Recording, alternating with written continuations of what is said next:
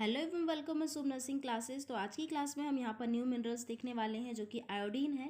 तो हमने यहाँ पर काफ़ी सारे मिनरल्स देखे, तो सभी का कहीं ना कहीं हमारे बॉडी में कुछ ना कुछ यहाँ पर वर्क है। तो इस तरह से आयोडीन भी एक एसेंशियल माइक्रोन्यूट्रिएंट होता है।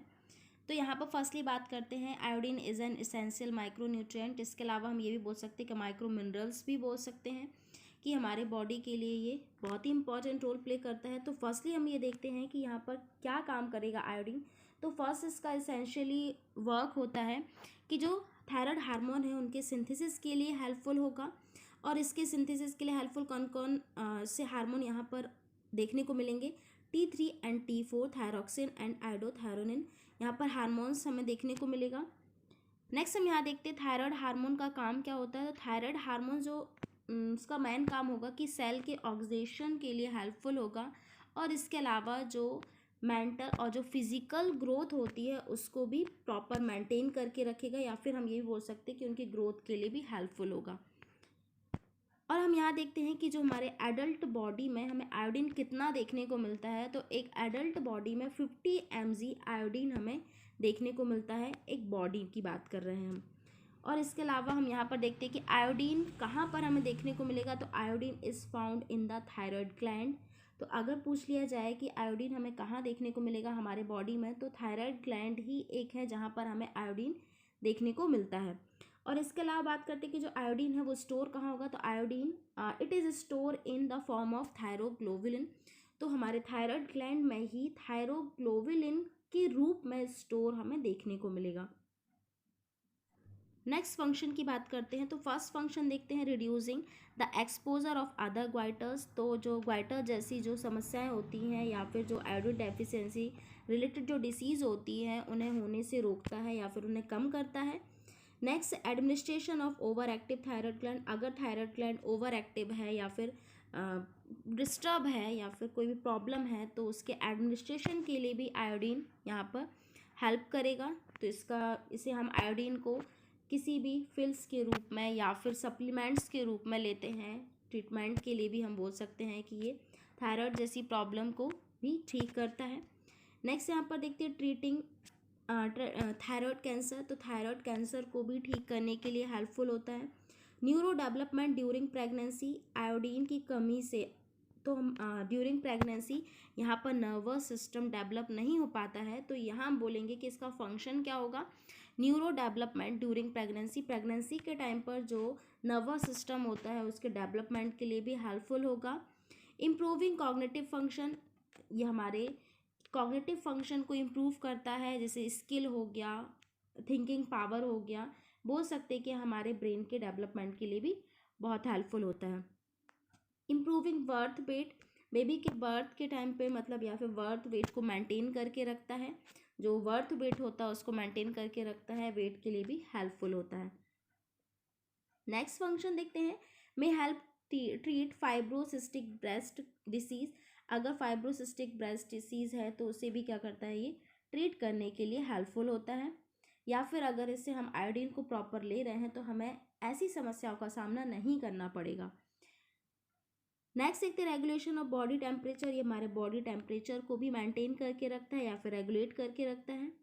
इसके अलावा it is also essential for physical and mental growth. तो जैसे कि हमने देखा कि ये बॉडी के फिजिकल एंड मेंटल ग्रोथ के लिए भी हेल्पफुल होता है। तो ये हम बात कर लेते हैं कि फिजिकल एंड मेंटल ग्रोथ दोनों के लिए ही हेल्पफुल होगा आयोडीन। रिक्वायरमेंट की बात करते हैं कि इन्फेंट में 40 से 50 माइक्रोग्राम या फिर म्यूजी भी बोल सकते हैं कि यहाँ पर रिक्वायरमेंट होती है। चिल्ड्रंस की बात करते हैं तो 100 से 120 mg या फिर म्यूजी अबव 10 ईयर की बात करते हैं, या फिर एडल्ट की बात कर लेते तो 150 mg पर डे रिक्वायरमेंट होती है। और 1 mg की बात करेंगे, यहाँ पर म्यूजी है, 1 mg की बात करते तो पर वीक यहाँ पर हमें रिक्वायरमेंट होगी। प्रेग्नेंट एंड लैक्टेटिंग वुमेंस के लिए 170 से 250 म्यूजी यहाँ पर रिक्वायरमेंट होती है।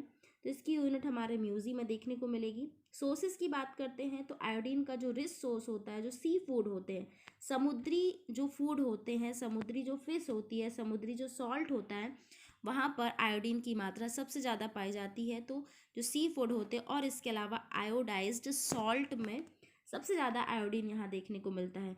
और इसी की कमी मतलब ग्वाइटर जैसी समस्याएं काफ़ी समय पहले बहुत ज़्यादा देखने को मिल रही थी, तो उसी के चलते गवर्नमेंट ने यहाँ पर बहुत सारे प्रोग्राम्स चलाए, आयोडीन से रिलेटेड प्रोग्राम्स चलाए, जिसके दौरान यहाँ पर आयोडीन युक्त नमक का प्रावधान भी यहाँ पर रखा गया। तो इस तरह से सोर्स की बात कर लेते तो ये हमारे मेन सोर्स हो जाते हैं। और अदर सोर्स की बात कर लेते हैं जिसमें स्मॉल अमाउंट में आयोडीन देखने को मिलता है, तो ये milk, meat, vegetables and cereals होते हैं। और इसके अलावा हमें आयोडीन फ्रेश वाटर में भी देखने को मिलेगा। 1 to 50 mg पर लीटर हमें यहाँ पर आयोडीन देखने को मिलता है। तो ये हमारे मिनरल्स में आते हैं। तो मिनरल्स में वाटर में मिनरल्स, बहुत सारे मिनरल्स हमें वाटर में देखने को मिल जाते हैं। तो वाटर, यहाँ फ्रेश वाटर में भी हमें आयोडीन प्रेजेंट होता है। अब डेफिशिएंसी की बात कर लेते हैं कि आयोडीन की डेफिशिएंसी से कौन कौन सी समस्या होती। तो ये तो एक कॉमन है ग्वाइटर, जो कि हमें पता है कि ग्वाइटर एक कॉमन डेफिशिएंसी है कि अगर आयोडीन की कमी हो जाती है तो ग्वाइटर या फिर घेंगा जैसी समस्या का सामना करना पड़ता है। तो फर्स्टली तो हम यहाँ पर देखते हैं deficiency of iodine in childhood cause cretinism. यहाँ पर क्या होता है कि इसे हम बोल सकते हैं कि बोनापन आना, बच्चे बड़े भी हो गए हैं लेकिन छोटे दिखते हैं, मतलब सीधे सीधे बोल सकते कि बोना दिखना, फिजिकल या फिर मेंटल डेवलपमेंट अरेस्टेड हो जाता है या फिर प्रॉपर नहीं हो पाता है। इसके अलावा देखते हैं deficiency of iodine in adult cause myxoedema. Myxoedema का मतलब यहाँ पर हम देख लेते हैं, ये हम पिक्चर के हेल्प से देख रहे हैं कि जो हमारे लोअर लिम्स होते हैं वहाँ पर स्वेलिंग देखने को मिलती है, एडिमा देखने को मिलता है। तो ये भी हमें आयोडीन की डेफिशिएंसी देखने को मिलता है, मैक्सोएडिमा। नेक्स्ट हम यहाँ पर देखते हैं आईडीडी इंक्लूड वेरियस डिसऑर्डर, जैसे कि हमें आयोडीन डेफिशिएंसी डिसऑर्डर के अंदर हमें अदर डिसऑर्डर्स भी देखने को मिलते हैं, जैसे कि सिंपल ग्वाइटर और हाइपोथायरॉयडिज्म जैसी प्रॉब्लम यहाँ पर देखने को मिलती है। या फिर हमें इलाज, थायराइड का जो साइज है उसका इलाजमेंट भी यहाँ पर देखने को मिल जाता है। तो सिंपल ग्वाइटर की बात करते हैं, ग्वाइटर जैसे कि घेंगा जिस समस्या हो जाती, गला जो नीचे साइड को बढ़ने लगता है ग्वाइटर वाला पार्ट, तो इसे हम ग्वाइटर बोलेंगे। और हाइपोथायरॉयडिज्म भी हमें देखने को मिलेगा। नेक्स्ट हम यहाँ पर अदर डेफिशिएंसी की बात कर लेते हैं। तो टेंडरनेस भी देखने को मिलेगा, ब्रेन से रिलेटेड प्रॉब्लम भी देखने को मिल सकती है, जैसे कि इंसोमिया, नींद ना आना, डिप्रेशन, तो ये सारी आयोडीन की डेफिशिएंसी देखने को मिलेगा। हेयर लॉस, अगर कोई किसी को भी थायराइड होता है तो हेयर लॉस भी होने लगता है। इलाज थायराइड ग्लैंड या फिर ग्वाइटर। और हार्ट से रिलेटेड बात करते हैं तो कोलेस्ट्रॉल का लेवल बढ़ जाता है। अगर आयोडीन की डेफिशिएंसी है तो कोलेस्ट्रॉल का लेवल बढ़ जाता है, इस कारण से हमें ओबिसिटी भी देखने को मिलती है, हार्ट अटैक जैसी प्रॉब्लम भी देखने को मिलती है अगर कोलेस्ट्रॉल लेवल बढ़ जाता है तो। अदर प्रेगनेंसी कॉम्प्लिकेशन भी देखने को मिलते हैं अगर आयोडीन की डेफिशिएंसी है तो यहाँ पर, या फिर थायराइड ग्लैंड से कोई रिलेटेड प्रॉब्लम है तो मिसकैरेज की संभावना भी बढ़ जाती है। डेवलपमेंटल डिसऑर्डर हो जाता है, मेंटल रिटार्डेशन, जो बेबी है उसका मेंटल रिटार्डेशन भी हमें देखने को मिलेगा, प्रॉपर बेबी ग्रो नहीं कर पाएगा, या फिर मिसकैरेज भी देखने को मिल सकता है। और इसके अलावा हमें क्या देखने को मिल सकता है, रेस्पिरेशन एंड सॉलिंग मतलब किसी भी चीज़ को गुटकने, तो हमें रेस्पिरेटरी डिसऑर्डर्स भी देखने को मिल सकते हैं। नेक्स्ट हम यहाँ पर देखते हैं कि जो स्टोमक से रिलेटेड जो प्रॉब्लम होती है, जैसे कि मेटाबॉलिक प्रॉब्लम, प्रॉपर मेटाबॉलिज्म नहीं होगा, प्रॉपर यहाँ पर अगर मेटाबॉलिज्म नहीं होगा तो वेट में भी यहाँ पर वेट गेन या फिर वेट लॉस भी हो सकता है। तो ये इस तरह से हमारा मेटाबॉलिक प्रॉब्लम्स भी देखने को मिलेगा, इंक्रीज वेट भी हो सकता है एंड डेवलपमेंटल डिसऑर्डर्स भी देखने को मिल सकते हैं। अब स्किन से रिलेटेड बात करते हैं तो जो हमारी स्किन है मॉइस्ट देखने को मिलेगी और सेंसिटिवली कोल्ड भी हमें देखने को मिलेगा। तो इस तरह से हमें आयोडीन की डेफिशिएंसी से हमें बहुत सारे प्रॉब्लम यहाँ पर क्रिएट हो सकती है। नेक्स्ट देखते हैं प्रिवेंशन क्या होता है। तो प्रिवेंशन की बात करते हैं कि अगर कोई भी डिसीज़ अगर उसे प्रॉपर हो गई है तो उसके कॉज के अकॉर्डिंग या फिर उसके सिम्टम के अकॉर्डिंग उसका ट्रीटमेंट देंगे। अदरवाइज़ हम यहाँ पर थायराइड हार्मोन सप्लीमेंट्स देंगे कि अगर कोई ऐसी प्रॉब्लम है जो पर्टिकुलर आयरन की डेफिशिएंसी से हुई है, आयोडीन की डेफिशिएंसी हुई है तो थायराइड हार्मोन सप्लीमेंट्स देंगे, या फिर आयोडीन सप्लीमेंट्स से ज़्यादा देखने को मिलेंगे, रिच सोर्सेज यहाँ पर उसको प्रोवाइड करवाएंगे। अदरवाइज इसके अलावा जो प्रिवेंशन की बात करते हैं तो प्रिवेंशन में जैसे कि हमने बात की थी कि गवर्नमेंट ने कितने सारे यहाँ पर प्रोग्राम्स चलाए हैं, जैसे कि यहाँ पर आयोडीन डेफिशिएंसी डिसीज से रिलेटेड कई प्रोग्राम्स चलाए गए हैं, जिससे कि यहाँ पर कंट्रोल किया जा सके, आयोडीन आयोडीन जैसी समस्या, जैसे ग्वाइटर जैसी समस्याओं को कंट्रोल किया जाए।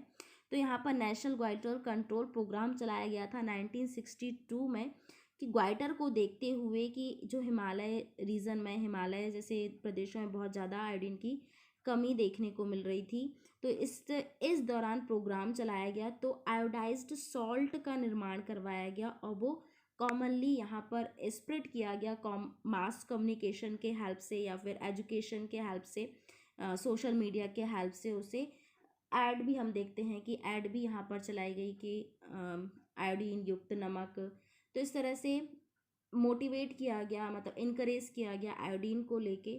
तो यहाँ पर एक तरह से गवर्नमेंट ने एक प्रोग्राम भी चलाया, और इसके अलावा mass communication education powerful tool make the people aware of iodine deficiency disease. तो लोगों को अवेयर भी किया गया कम्युनिकेशन के हेल्प से, सोशल मीडिया के हेल्प से, और प्रिवेंशन के लिए उसे आयोडाइज्ड सॉल्ट को यूज़ किया गया। और वो कॉमनली ही अगर हम सॉल्ट लेते हैं तो आयोडाइज्ड सॉल्ट तो होता ही, अगर हम अदर सप्लीमेंट्स नहीं ले पा रहे हैं तो सॉल्ट के हेल्प से तो हमारे बॉडी में आयोडीन सफिशिएंट मात्रा में पहुंच जाता है। तो इस तरह से हमारा आयोडीन हो जाता है कि हमारे बॉडी के लिए मेन वर्क क्या होगा और इसकी कमी से हमें क्या प्रॉब्लम होगी, और प्रिवेंशन भी हमें देखने को क्या मिलेगा। तो इस तरह से हमारा आयोडीन कंप्लीट होता है। So thank you so much.